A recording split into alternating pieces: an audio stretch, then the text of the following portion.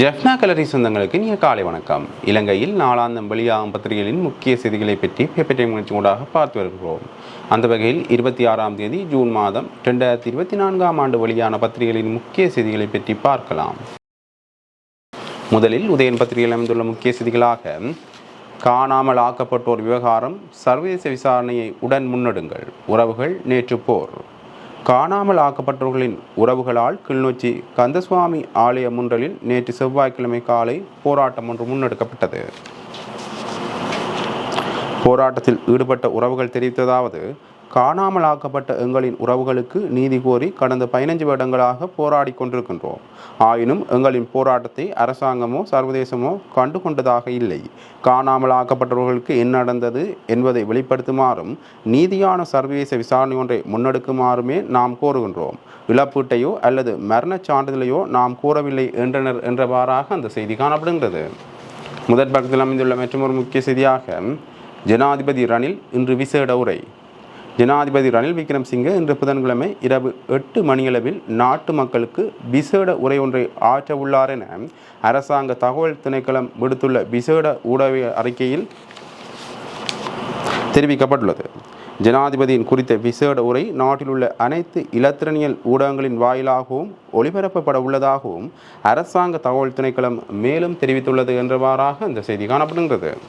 முதற் பக்கத்தில் அமைந்துள்ள மற்றொரு முக்கிய செய்தியாக, அத்துமீறிய மீனவர்களை பிடிக்க முயன்ற கடற்படை சிப்பாய் நடுக்கடலில் சாவு, காங்கேசன் கடற்பரப்பில் பதற்றம்.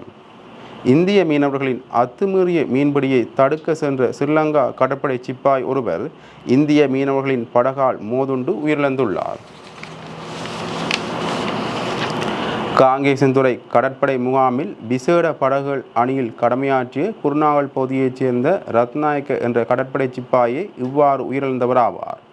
ஜாழ் காங்கேசன்துறை கடற்பரப்பில் நேற்று செவ்வாய்க்கிழமை அதிகாலை அத்துமீறி சட்டவிரோதமான முறையில் மீன்பிடி நடவடிக்கையில் ஈடுபட்டிருந்த இந்திய மீனவர்களை கைது செய்ய சென்றபோது இலங்கை கடற்படைக்கும் இந்திய மீனவர்களுக்கும் இடையில் மோதல் நிலை ஏற்பட்டுள்ளது. இதன்போதே கடற்படையினரின் படகு மீது இந்திய ட்ரோலர் படகு பலமாக மோதியது. இதில் சிக்குண்டே கடற்படை சிப்பாய் கடலிலே உயிரிழந்தார். அதனை அடுத்து கடற்படையினரால் 10 இந்திய மீனவர்கள் கைது செய்யப்பட்டு அவர்கள் காங்கேசன்துறை கடற்படை முகாமூடாக துறைசார் அதிகாரிகளிடம் பாரப்படுத்தப்பட்டுள்ளனர். உயிரிழந்த கடற்படை சிப்பாயின் சடலம் யாழ்ப்பாணம் போதனா மருத்துவமனையின் உடற்கூற்று பரிசோதனை அறையில் சோதனைக்குட்படுத்தப்பட்ட போது நெஞ்சு பகுதி பலமாக மோதியதால் இறப்பு சம்பவித்தது என்று அறிக்கையிடப்பட்டுள்ளது.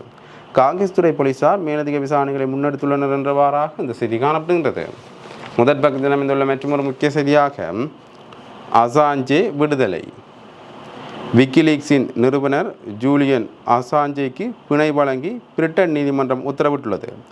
விக்கிலீக்ஸ் மூலம் ஆப்கானிஸ்தான் மற்றும் ஈராக் நாடுகளில் முன்னெடுக்கப்பட்ட இராணுவ நடவடிக்கையின் போது அமெரிக்கா இழைத்த போர்க்குற்றங்கள் தொடர்பில் அசாஞ்சே ஆவணப்படுத்தியிருந்தார். அத்துடன் அமெரிக்காவின் இராணுவ இரகசிய கோப்புகளையும் விக்கிலீக்ஸ் மூலம் அவர் கசிய விட்டிருந்தார். இதையடுத்து அசாஞ்சேக்கு எதிராக 18 குற்றச்சாட்டுகள் சுமத்தப்பட்டு அமெரிக்கா வழக்கு தொடர்ந்தது. இதையடுத்து பிரிட்டனில் உள்ள ஈக்குவடோர் தூதரகத்தில் அசாஞ்சே தஞ்சமடைந்திருந்தார். 2019ஆம் ஆண்டு ஏப்ரல் மாதம் 11ஆம் தேதி அசாஞ்சேக்கு வழங்கிய அடைக்கலத்தை ஈக்குவடோர் தூதரகம் திரும்ப பெற்றதைத் தொடர்ந்து அசாஞ்சே கைது செய்யப்பட்டு பிரிட்டனின் அதிஉச்ச பாதுகாப்பு சிறையான பெல்மார்ஷில் சிறையிடப்பட்டார். வழக்கு விசாரணைகள் தொடர்ந்து வந்த நிலையில் மறுமுனையில் அமெரிக்காவுடன் ஆஸ்திரேலிய அரசாங்கம் புரிந்துணர்வு பேச்சுக்களிலும் ஈடுபட்டது. இந்த பேச்சுக்களில் ஏற்பட்ட சில சாதகமான முன்னேற்றங்களை தொடர்ந்தே அசாஞ்சேக்கு பிணை வழங்கப்பட்டுள்ளது. மீதமுள்ள வழக்கு விசாரணையை அவர் ஆஸ்திரேலியாவில் எதிர்கொள்வார் என்று தெரிவிக்கப்பட்டுள்ளது என்றவாறாக அந்த செய்தி தொடர்ந்து செல்கின்றது. முதற் பக்கத்தில் அமைந்துள்ள மற்றொரு முக்கிய செய்தியாக, கடந்த 3 மாதங்களில் ஜாலில் 31 பேர் விபத்தில் பலி. யாழ்ப்பாண குடாநாட்டில் கடந்த 3 மாதங்களில் ஏற்பட்ட விபத்துக்களால் 31 பேர் உயிரிழந்துள்ளனர் என்று யாழ்ப்பாணம் போதனா மருத்துவமனையின் பிரதிபலிப்பாளர் மருத்துவ கலாநிதி ஜமுனானந்தா தெரிவித்துள்ளார் என்றவாறாக இந்த செய்தி காணப்படுகின்றது.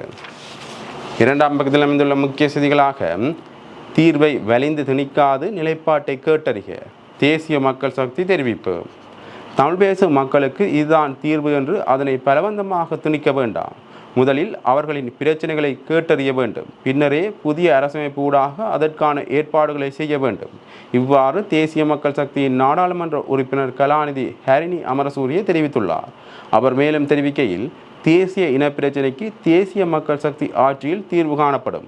அவ்வாறு தீர்வு காணும் வரை மாகாண சபை முறைமை தொடரும், தேர்தலும் நடத்தப்படும். புதிய அரசமைப்பின் ஊடாகவே இனப்பிரச்சினைக்கு தீர்வை காண முடியும். ஒரு கட்சியால் இதனை செய்ய முடியாது. அனைத்து கட்சிகளின் ஆதரவும் அவசியம். இதுதான் தீர்வென தமிழ் பேசும் மக்களுக்கு அதனை திணிக்க முடியாது. எனவே மக்களுடனும் கலந்துரையாட வேண்டும். தீர்வு காணும் காலம் எல்லை எவ்வாறு அமையும் என்பது மக்கள் எமக்கு வழங்கும் ஆணையிலேயே தங்கியுள்ளது என்றார் என்றவாறாக அந்த செய்தி காணப்படுகின்றது. அதே பக்கத்தில் அமைந்துள்ள மற்றொரு முக்கிய செய்தியாக, 13 நடைமுறை என வழி தவறும் ஜேவிபி உவிந்து சாடல். 13வது அரசியலமைப்பு திருத்தத்தை முழுமையாக நடைமுறைப்படுத்துவதற்கு ஜேவிபி தலைமையிலான தேசிய மக்கள் சக்தி இணக்கம் தெரிவித்தமையானது இலக்குகளிலிருந்து விலகிச் செல்வதற்கான சிறந்த உதாரணமாகும். இவ்வாறு 2ஆம் தலைமுறை அரசியலமைப்பின் தலைவர் உவிந்து விஜயவீர தெரிவித்துள்ளார். அவர் மேலும் தெரிவிக்கையில், எதிர்காலத்தில் அனைத்து தேர்தலிலும் 2ஆம் தலைமுறை வேட்பாளர்கள் முன்னிறுத்தப்படுவார்கள். தற்போதுள்ள ஊழல் அரசமைப்பில் கூட்டணி வைக்க நாம் தயாராக இல்லை.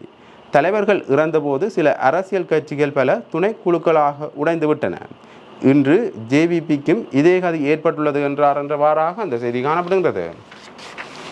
இவை உதயன் பத்திரிகையில் இருந்த முக்கிய செய்திகள். இனி வலம்புரி பத்திரிகையின் முக்கிய செய்திகளை பற்றி பார்க்கலாம். வலம்புரி பத்திரிகையின் முதற் பக்கத்தில் அமைந்துள்ள முக்கிய செய்திகளாக, அதிபர் ஆசிரியர் சங்கங்கள் நாடளாவிய ரீதியில் இன்று சுகையின விடுமுறை போராட்டம். நாடளாவிய ரீதியில் இன்று அதிபர் ஆசிரியர் சங்கங்கள் இணைந்து சுகையின விடுமுறை போராட்டத்தில் ஈடுபட உள்ளன. நாடளாவிய ரீதியில் அதிபர் ஆசிரியர்களின் சம்பள முரண்பாட்டிற்கு தீர்வை கோரியும், பெற்றோர்களுக்கு ஏற்படுத்தப்பட்டுள்ள சுமைகள் மற்றும் மாணவர்களுடைய போசாக்கு பிரச்சினைகள் ஆகிய கோரிக்கைகளை உள்வாங்கி குறித்த போராட்டம் நடத்த திட்டமிடப்பட்டுள்ளதாக ஆசிரியர் சங்க உபதலைவர் தீபன் திலீசன் தெரிவித்துள்ளார். ஆகையினால் எந்தவித அச்சமும் இல்லாமல் அனைத்து அதிபர் ஆசிரியர்களும் இந்த தொழிற்சங்க நடவடிக்கையில் ஈடுபட வேண்டும். இத்தொழிற்சங்க நடவடிக்கைக்கு ஏதேனும் இடையூறுகள் ஏற்படும் இடத்து அதற்கு எதிரான நடவடிக்கைகளை ஆசிரியர் சங்கம் நிச்சயம் எடுக்கும். அதேவேளை சுயீன விடுமுறை அறிவித்து போராட்டத்துக்கு வெளிச்சேர்த்து அதிபர் சம்பள முரண்பாட்டை தீர்க்க அரசுக்கு அழுத்தம் கொடுக்க ஒன்றிணைந்து போராட வடமாகாண அனைத்து அதிபர்களையும் இணையுமாறு இலங்கை அதிபர் சேவை சங்கம் சார்பில் அதிபர் சேவை சங்க வடமாகாண இணைப்பாளர் வோல்வின் அழைப்பு விடுத்துள்ளார் என்றவாறாக அந்த செய்தி தொடர்ந்து செல்கின்றது. முதற் பக்கத்தில் அமைந்துள்ள மற்றொரு முக்கிய செய்தியாக, மக்களின் உரிமையை பறிக்க எவருக்கும் இடமளிக்க முடியாது, ஜனாதிபதி ரணில் தெரிவிப்பு. மக்களின் பாரம்பரியத்தை பெற்றுக்கொள்ளும் உரிமையை பறிக்க எவருக்கும் இடமளிக்க முடியாது என ஜனாதிபதி ரணில் விக்ரமசிங்கே தெரிவித்துள்ளார். அம்பாறையில் நடைபெற்ற நிகழ்வொன்றிலேயே அவர் இதனை தெரிவித்துள்ளார். அவர் மேலும் தெரிவிக்கையில், உரிமைய காணி உறுதிப்பத்திரம் வழங்கும் திட்டத்திற்காக அரசு அதிகாரிகள் பலர் அர்ப்பணிப்புடன் செயற்பட்டு வரும் நிலையில் ஒரு சிலர் அதனை சீர்குலைக்க முயற்சிப்பதாக ஜனாதிபதி ரணில் விக்ரமசிங்கே தெரிவித்துள்ளார். இவ்வாறான அதிகாரிகள் குறித்த தகவல்களை தமது பிரதேசத்துள்ள பாராளுமன்ற உறுப்பினர்களுக்கு வழங்குமாறு மக்களிடம் கேட்ட ஜனாதிபதி அதே தகவல்களை தனக்கு வழங்குமாறும் பாராளுமன்ற உறுப்பினர்களுக்கு அறிவுறுத்தியுள்ளார். மக்களின் பாரம்பரியத்தை பெற்றுக்கொள்ளும் உரிமையை பறிக்க எவருக்கும் இடமளிக்க முடியாது என வலியுறுத்திய ஜனாதிபதி இந்த வேலை திட்டத்தை வெற்றியடைய அனைத்து பாராளுமன்ற உறுப்பினர்களின் ஆதரவை கட்சி எதிர்ப்புகளின்றி எதிர்பார்ப்பதாகவும் தெரிவித்துள்ளார். மேலும் தேசிய வேலை திட்டத்தின் கீழ் அம்பாறை மாவட்டத்தின் 17 பிரேசில பிரிவுகளில் தகுதியுள்ள 20,000 பேரில் 1654 பேருக்கு அடையாளமாக காணி உறுதிகள் வழங்கும் நிகழ்வில் இலவச நிலப்பத்திரங்கள் வழங்கப்பட்டமையும் குறிப்பிடத்தக்கது என்றவாறாக அந்த செய்தி காணப்படுகின்றது. முதற் பக்கத்தில் அமைந்துள்ள மற்றொரு முக்கிய செய்தியாக, ராமர் பாலத்தின் செயற்கைக்கோள் படம் வெளியிட்டது ஐரோப்பிய விண்வெளி ஆய்வு நிலையம். தமிழகத்தின் தனுஷ்கோடிக்கும் இலங்கையின் தலைமன்னாருக்கும் இடையேயான ஆழமற்ற கடற்பரப்பின் செயற்கைக்கோள் புகைப்படத்தை ஐரோப்பிய விண்வெளி ஆய்வு நிலையம் வெளியிட்டுள்ளது. ஐரோப்பிய விண்வெளி ஆய்வு நிலையம் 1975ஆம் ஆண்டு விண்வெளி ஆய்விற்காக நிறுவப்பட்ட அமைப்பாகும். இதன் தலைமையகம் பிரான்ஸ் தலைநகர் பாரிஸில் அமைந்துள்ளது. இதில் 22 நாடுகள் உறுப்பினர்களாக உள்ளனர். ஐரோப்பிய விண்வெளி ஆய்வு மையம் தனது எக்ஸ் பக்கத்தில் தனது செயற்கைக்கோள் மூலம் எடுக்கப்பட்ட தமிழகத்தின் தனுஷ்கோடிக்கும் இலங்கையின் தலைமன்னாருக்கும் இடையிலான ஆழமற்ற கடற்பகுதியின் புகைப்படத்தை வெளியிட்டுள்ளது. ராமர் பாலம் அல்லது ராம் சேது என அழைக்கப்படும் ஆதாமின் பாலம் ஒரு காலத்தில் இந்தியாவையும் இலங்கையையும் இணைத்த நிலத்தின் எச்சங்கள் என புவியியற் சான்றுகள் தெரிவிக்கின்றன என்றவாறாக அந்த செய்தி தொடர்ந்து செல்கின்றது. முதற் பக்கத்தில் அமைந்துள்ள மற்றொரு முக்கிய செய்தியாக கடன் மறுசீரமைப்புக்கு அமைச்சரவை அனுமதி, இன்று உடன்படிக்கை கைச்சாத்து. பாரிஸ் கிளப் மற்றும் ஏனைய பங்குதாரர்களுடனான கடன் மறுசீரமைப்பு உடன்படிக்கைகளுக்கு அமைச்சரவை அனுமதி வழங்கியுள்ளதாக அமைச்சரவை பேச்சாளரும் அமைச்சருமான பந்துல குணவர்த்தன தெரிவித்துள்ளார். அதற்கமைய இது தொடர்பான உடன்படிக்கைகள் இன்று கைச்சாத்திடப்படும் எனவும் அவர் மேலும் தெரிவித்துள்ளார். இலங்கைக்கு நிதி வழங்கும் நாடுகளின் குறுகிய கால கடன் மற்றும் நீண்ட கால கடன் போன்ற விடயங்களில் அவதானம் செலுத்தி வரும் பாரிஸ் கிளப் மற்றும் ஏனைய பங்காளர்களுடன் இலங்கை அரசாங்கம் தொடர்ச்சியாக பேச்சு நடத்தியிருந்தது. குறிப்பாக ஏற்கனவே பெற்றுக்கொண்ட கடன்களை மறுசீரமைப்பது மற்றும் கடனை மீளச் செலுத்தும் காலத்தை நீடித்தல் உள்ளிட்ட விடயங்களில் நீண்ட விரிவான உரையாடல்கள் இடம்பெற்றிருந்தன என்று குறிப்பிட்டுள்ளார் என்றவாறாக அந்த செய்தி தொடர்ந்து செல்கின்றது. முதற் பக்கத்தில் அமைந்துள்ள மற்றொரு முக்கிய செய்தியாக ஜூலை 2ஆம் தேதி பாராளுமன்ற விசேட அமர்வு. எதிர்வரும் ஜூலை மாதம் 2ஆம் தேதி விசேட பாராளுமன்ற அமர்வு இடம்பெறும் என அறிவிக்கப்பட்டுள்ளது. இதன்படி பாராளுமன்றத்தின் 16வது நிலையற்கட்டளையின் பிரகாரம் விசேட பாராளுமன்ற அமர்வுக்கு சபாநாயகர் மஹிந்த யாப்பா அபிவிருத்தினால் மேற்படி அறிவிப்பு விடுக்கப்பட்டுள்ளது. 2024 ஜூலை 2ஆம் தேதி செவ்வாய்க்கிழமை முற்பகல் 9:30 மணிக்கு இடம்பெறவுள்ள குறித்த அமர்வில் அனைத்து பாராளுமன்ற உறுப்பினர்களும் பங்கு பெற்ற வேண்டும் என சபாநாயகர் அறிவித்துள்ளார். இதேவேளை பிரதமர் தினேஷ் குணவர்த்தன விடுத்த கோரிக்கைக்கு அமைவாகவே குறித்த விசேட ஒருநாள் அமர்வு இடம்பெறவுள்ளதாக பாராளுமன்ற தொடர்பாளர் திணைக்களம் தெரிவித்துள்ளது என்றவாறாக அந்த செய்தி காணப்படுகின்றது. இவை விளம்பர பத்திரிகையில் அமைந்த முக்கிய செய்திகள். இனி தினகரன் பத்திரிகையின் முக்கிய செய்திகளை பற்றி பார்க்கலாம். தினகரன் பத்திரிகையின் முதற் பக்கத்தில் அமைந்துள்ள முக்கிய செய்திகளாக சட்டவிரோத அமைப்பென ஏன் பிரகடனப்படுத்தக்கூடாது, விடுதலை புலிகளுக்கு அறிவித்தல் அனுப்பிய டெல்லி தீர்ப்பாயம். தமிழீழ விடுதலை புலிகள் இயக்கத்தை சட்டவிரோத அமைப்பு என்று ஏன் பிரகடனப்படுத்தக்கூடாது என்பதற்கான காரணங்களை விளக்குமாறு விடுதலை புலிகள் இயக்கத்திற்கு இந்தியாவின் தீர்ப்பாயம் ஒன்று அறிவித்தல் அனுப்பியுள்ளது. டெல்லி மேல் நீதிமன்றத்தில் இயங்கும் சட்டவிரோத செயற்பாடுகளை தடுக்கும் சட்ட தீர்ப்பாயம் கடந்த 14ஆம் தேதி இந்த அறிவித்தலை அனுப்பியுள்ளது.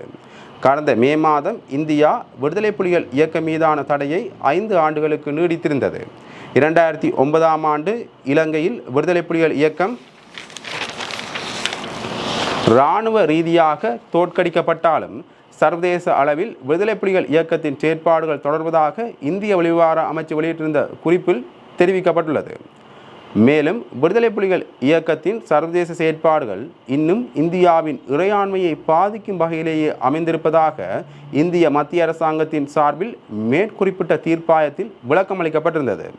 ஏற்கனவே விடுதலை புலிகள் இயக்கத்தை சட்டவிரோத அமைப்பு அல்லவென்று அறிவிக்குமாறு இந்த தீர்ப்பாயத்திடம் கோரிக்கை முன்வைக்கப்பட்டிருந்த நிலையில் அவ்வாறு அறிவிக்காமல் இருப்பதற்கு ஏதாவது காரணங்கள் இருக்குமானால் அவற்றை கூறுமாறு விடுதலை புலிகளிடமே இந்த தீர்ப்பாயம் கோரியுள்ளது என்றவாறாக அந்த செய்தி தொடர்ந்து செல்கின்றது. முதற் பக்கத்தில் அமைந்துள்ள மற்றொரு முக்கிய செய்தியாக நீதித்துறை குற்றச்செயல்கள் தொடர்பான விசாரணைகளை சீர்குலைக்க 2 நீதிபதிகள் முயற்சி, அவர்களை பாராளுமன்ற சிறப்புரிமை குழுவுக்கு அழைத்து விசாரிக்க வேண்டும். நீதியமைச்சர் விஜயதாச ராஜபக்ச சபாநாயகருக்கு அவசர கடிதம். நீதித்துறையில் இடம்பெற்றிருக்கும் குற்றச்செயல்கள் தொடர்பில் விசாரணைகள் ஆரம்பிக்கப்பட்டுள்ள நிலையில் 2 நீதிபதிகள் அந்த விசாரணைகளை சீர்குலைத்து நீதியை நிலைநாட்டும் செயற்பாடுகளை தடுப்பதற்கு முயற்சித்துள்ளனர். அந்த வகையில் பாராளுமன்றத்தில் நான் தெரிவித்த கருத்தொன்று தொடர்பில் நீதி சேவை சங்கத்தின் தலைவர் மாவட்ட நீதிபதி ருபன் திசநாயக்க மற்றும் செயலாளர் இசுரு நெத்திகுமாரகை ஆகிய இருவரும் பகிரங்கமாக விமர்சித்து ஒழுக்கையினமாக நடந்துள்ளனர். எனவே இந்த 2 நீதிபதிகளையும் பாராளுமன்ற நெறிமுறைகள் மற்றும் சிறப்புரிமைகள் தொடர்பான குழுவுக்கு அழைத்து விசாரணை நடத்த வேண்டும் என நீதியமைச்சர் விஜயதாச ராஜபக்ச சபாநாயகரிடம் கோரியுள்ளார். நீதியமைச்சர் விஜயதாச ராஜபக்ச இது தொடர்பாக சபாநாயகர் மஹிந்த யாப்பா அபிவர்த்தனுக்கு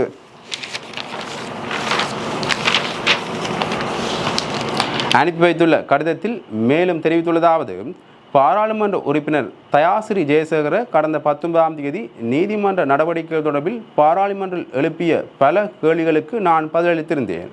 அது தொடர்பில் நீதி சேவை சங்கத்தின் தலைவர் மாவட்ட நீதிபதி ருபன் திசநாயக்க மற்றும் செயலாளர் இசுரு நெத்திகுமாரகை ஆகிய 2 நீதிபதிகளும் பகிரங்கமாக விமர்சித்து ஒழுக்கையினமாக நடந்துள்ளனர். அதனால் அந்த 2 நீதிபதிகளையும் பாராளுமன்ற நெறிமுறைகள் மற்றும் சிறப்புரிமைகள் தொடர்பான குழுவுக்கு அழைத்து விசாரணை நடத்த வேண்டும் என்று அவர் குறிப்பிட்டுள்ளார் என்றவாறாக அந்த செய்தி தொடர்ந்து செல்கின்றது. முதற் பக்கத்தில் அமைந்துள்ள மற்றொரு முக்கிய செய்தியாக அமைச்சரவையில் மறுசீரமைப்பு, ராஜித சாம்பிக்க பொன்சேகா இணைவர். வரவிருக்கும் வாரங்களில் அமைச்சரவை மறுசீரமைப்பு இடம்பெறலாம் என அரசியல் வட்டாரங்களில் தகவல்கள் பரவுவதாக டெய்லி மிரர் தெரிவித்துள்ளது. ஜனாதிபதி ரணில் விக்ரமசிங்கவின் வழிகாட்டுதலின் கீழ் இந்த நடவடிக்கை தொடர்பான கலந்துரையாடல்கள் ஏற்கனவே ஆரம்பிக்கப்பட்டுள்ளதாக அரசியல் கட்சிகள் மத்தியில் எதிர்பார்ப்பை ஏற்படுத்தியுள்ளதாக உயர்மட்ட அரசியல் வட்டாரங்கள் தெரிவிக்கின்றன. அரசாங்கத்திற்குள் அடுத்த 2 வாரங்களுக்குள் அமைச்சர் பதவிகளில் மறுசீரமைப்பு இடம்பெறலாம் என எதிர்பார்க்கப்படுவதாகவும் கூறப்படுகின்றது. இந்த நடவடிக்கையானது முக்கியமாக வரவிருக்கும் ஜனாதிபதி தேர்தலுக்கான தயாரிப்பில் ஆளும் கட்சியின் நிர்வாக கட்டமைப்பை வலுப்படுத்துவதை நோக்கமாக கொண்டதாயிருக்கும் என நம்பப்படுகின்றது. இதேவேளை முன்னாள் அமைச்சர்களான பாட்லி சம்பிக்கரணவக்க, சரத் பொன்சேகா, ராஜித சேனாரத்ன உள்ளிட்ட பல உறுப்பினர்கள் ஜனாதிபதி ரணில் விக்ரமசிங்கவுடன் இணைந்து கொள்ள தயாராக இருப்பதாக தகவலறிந்த வட்டாரங்கள் சுட்டிக்காட்டியுள்ளன என்றவாறாக அந்த செய்தி தொடர்ந்து செல்கின்றது. முதற் பக்கத்தில் அமைந்துள்ள மற்றொரு முக்கிய செய்தியாக ஜனாதிபதி தேர்தலை நடத்தாது அதிகாரத்தில் தொடர ரணில் இப்போதும் சட்டத்தில் ஓட்டைகளை தேடி வருகிறார். ஜனாதிபதி தேர்தலை நடத்தாது அதிகாரத்தில் தொடர்ந்தும் இருப்பதற்கான முயற்சிகளை ஜனாதிபதி கைவிட்டு விட்டார் என்று எவரும் நம்பக்கூடாது என்றும் அதற்கான பல்வேறு வழிகளிலும் முயற்சிகளை மேற்கொண்டு அரசியலமைப்பில் ஓட்டைகளை தேடும் நடவடிக்கையில் ஈடுபட்டுள்ளார் என்றும் சுதந்திர மக்கள் சபையின் பாராளுமன்ற உறுப்பினர் பேராசிரியர் GL பீரிஸ் தெரிவித்துள்ளார். கொழும்பில் நேற்று நடந்த செய்தியாளர் சந்திப்பிலேயே அவர் இதனை தெரிவித்துள்ளார் என்றவாறாக அந்த செய்தி தொடர்ந்து செல்கின்றது. முதற் பக்கத்தில் அமைந்துள்ள மற்றொரு முக்கிய செய்தியாக இலங்கை அரசுக்கு அக்கறை இல்லை, அமெரிக்க ராஜாங்க திணைக்களம் தெரிவிப்பு. ஆட்கடத்தலை ஒழிப்பதற்கான குறைந்தபட்ச தராதரங்களை இலங்கை பூர்த்தி செய்யவில்லை என தெரிவித்துள்ள அமெரிக்கா, எனினும் இலங்கை இதற்கான முயற்சிகளை மேற்கொள்கின்றது என்று குறிப்பிட்டுள்ளது. ஆழ்கடத்தல் தொடர்பிலான அமெரிக்க ராஜாங்க திணைக்களத்தின் 2024 ஆண்டிற்கான வருடாந்த அறிக்கையிலேயே தெரிவிக்கப்பட்டுள்ளது. கடந்த வருடத்தை விட ஆழ்கடத்தலை கட்டுப்படுத்துவதற்கான நடவடிக்கைகளில் இலங்கை அரசாங்கம் முன்னேற்றத்தை காண்பித்துள்ளது என அமெரிக்க ராஜாங்க திணைக்களம் தெரிவித்துள்ளது. ஆழ்கடத்தல்களில் ஈடுபடுபவர்களுக்கான தண்டனைகளை அதிகரிப்பது, பாதிக்கப்பட்டவர்களை அடையாளம் கண்டு அவர்களுக்கு சேவைகளை வழங்குவது போன்ற நடவடிக்கைகளை இலங்கை அரசாங்கம் முன்னெடுத்துள்ளது என அமெரிக்க ராஜாங்க திணைக்களம் தெரிவித்துள்ளது என்றவாறாக அந்த செய்தி தொடர்ந்து செல்கின்றது. இவை தினக்குள் பத்திரிகையில் இந்த முக்கிய செய்திகள். இன்று வெளியான பத்திரிகைகளின் முக்கிய செய்திகளை பற்றி பார்த்தோம். தொடர்ந்தும் பத்திரிகை செய்திகளை அறிந்து கொள்ள பேப்பர் டைம் நிகழ்ச்சியோடு இணைந்திருங்கள். நன்றி, வணக்கம்.